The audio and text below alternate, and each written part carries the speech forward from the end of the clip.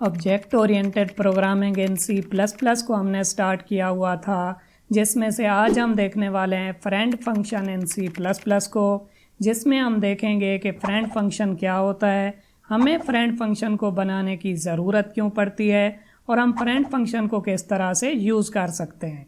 Friend function को समझने के लिए हम एक एग्जांपल प्रोग्राम भी देखने वाले हैं।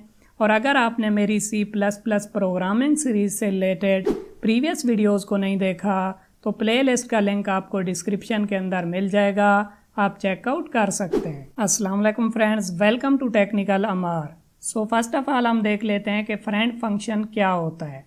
बट उससे भी पहले मैं आपको एक चीज़ बताना चाहता हूँ कि ऑब्जेक्ट ओरिएंटेड प्रोग्रामिंग के अंदर फंक्शंस दो तरह के होते हैं। एक होते हैं मेंबर फंक्शंस और दूसरे होते हैं नॉन मेंबर फंक्शंस। जो क्लास के मेंबर फंक्शंस होते हैं उन्हें ये हक हासिल होता है कि वो क्लास के तमाम मेंबर्स को डायरेक्टली एक्सेस कर सकते हैं।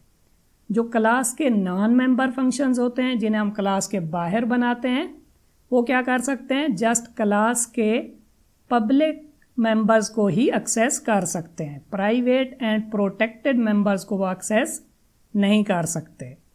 सो फ्रेंड फंक्शन क्या है? फ्रेंड फंक्शन ना तो क्लास का मेंबर फंक्शन है और ना ही वो नॉन मेंबर फंक्शन है, बल्कि फ्रेंड फंक्शन एक ऐसा फंक्शन है जो कि क्लास के तमाम मेंबर्स को एक्सेस कर सकता है, चाहे वो पब्लिक हो, प्राइवेट हो या प्रोटेक्टेड हो।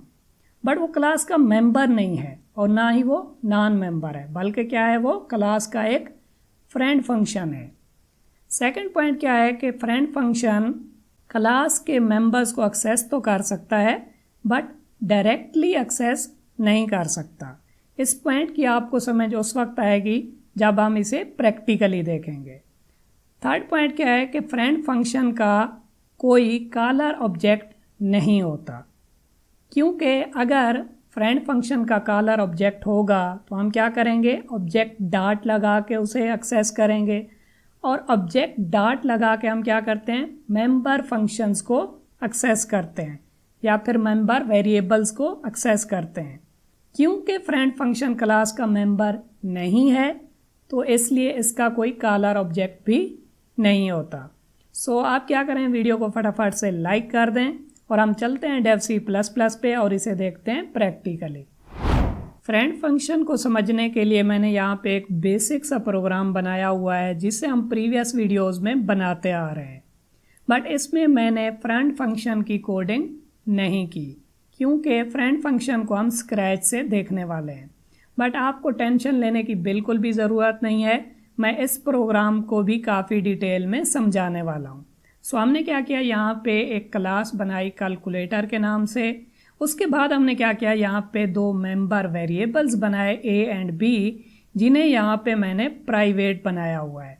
उसके बाद मैंने क्या किया, यहाँ पे एक मेंबर फंक्शन बनाया सेट नंबर, जिसे यहाँ पे मैंने पब्लिक रखा हुआ है। उसके बाद मेन फंक्शन के अंदर हमने क्या किया, कैलकुलेटर टाइप का एक ऑब्जेक्ट बनाया C1। C1 की मदद से मैंने क्या किया, यहाँ पे सेट नंबर फंक्शन को कॉल किया और उसके अंदर 5 एंड 10 को एज एन आर्गुमेंट पास किया।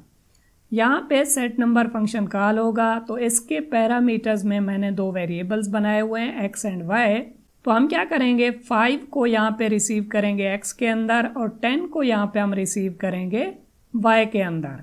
उसके बाद मैंने क्या किया, यहाँ पे x की जो वैल्यू थी उसे a के अंदर रखा दिया और y की जो वैल्यू थी उसे b के अंदर रखा दिया। अब ये a एंड b किसके हैं, C1 ऑब्जेक्ट के हैं, क्योंकि C1 ऑब्जेक्ट ने सेट नंबर फंक्शन को कॉल किया था। सो अब क्या होगा, C1 के a एंड b के अंदर वैल्यूज आ जाएंगी 5 एंड 10। सो अब मैं क्या चाहता हूँ कि मैं 5 एंड 10 को ऐड करूँ फ्रेंड फंक्शन की मदद से। तो मैं क्या करता हूँ, यहाँ पे एक फंक्शन बनाता हूँ ऐड के नाम से और मैं क्या करता हूँ, C1 की मदद से ऐड फंक्शन को कॉल करता हूँ।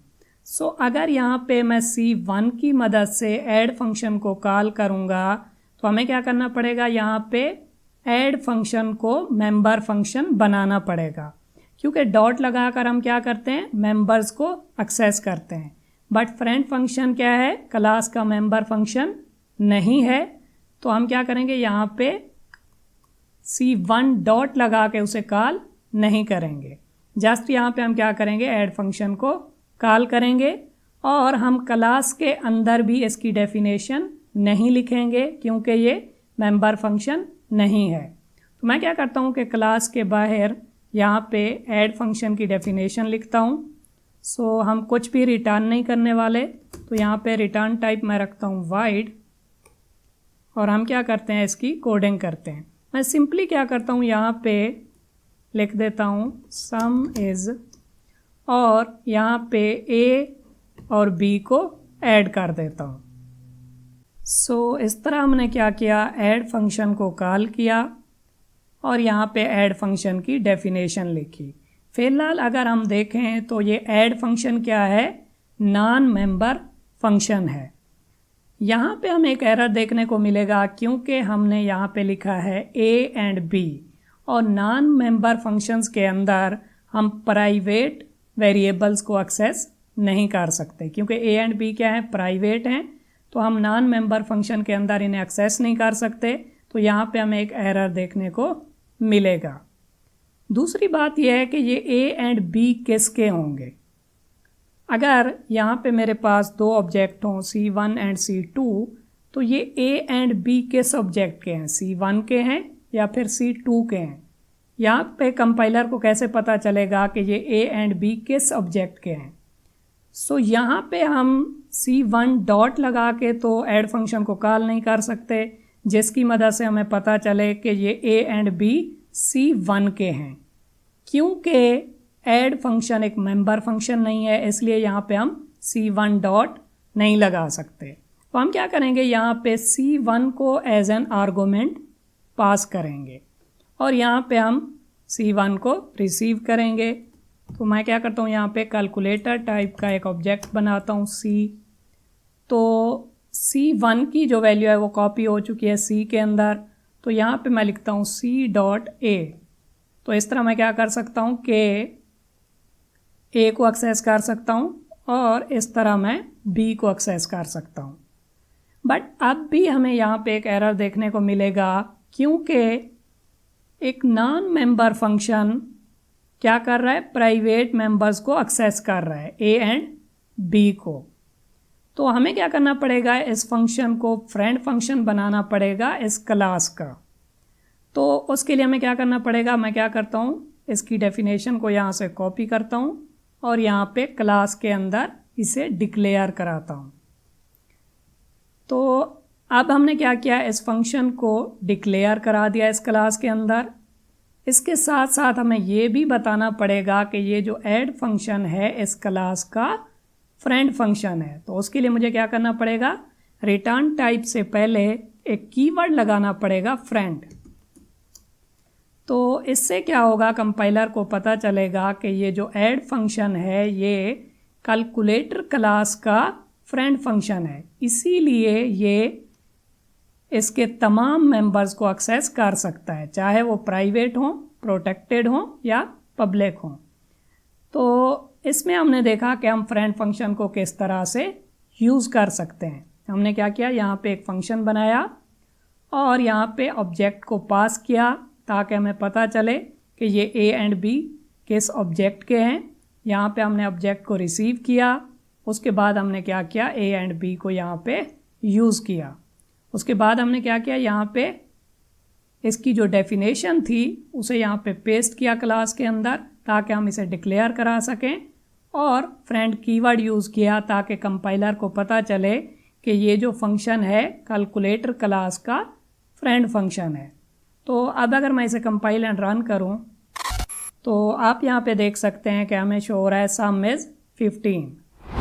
सो मेनली ये फ्रेंड फंक्शन का एक इंट्रोडक्टरी लेक्चर था जिसमें हमने देखा कि हम फ्रेंड फंक्शन को किस तरह से यूज़ कर सकते हैं। इसके जितने भी बेनिफिट्स हैं उन्हें हम आने वाली वीडियोस में काफ़ी डिटेल में देखने वाले हैं।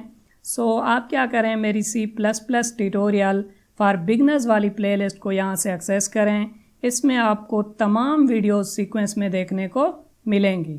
अगर आप जस्ट ऑब्जेक्ट ओरिएंटेड प्रोग्रामिंग से रिलेटेड वीडियोस को देखना चाहते हैं तो आप मेरी ऑब्जेक्ट ओरिएंटेड प्रोग्रामिंग इन C++ वाली प्लेलिस्ट को भी यहाँ से एक्सेस कर सकते हैं।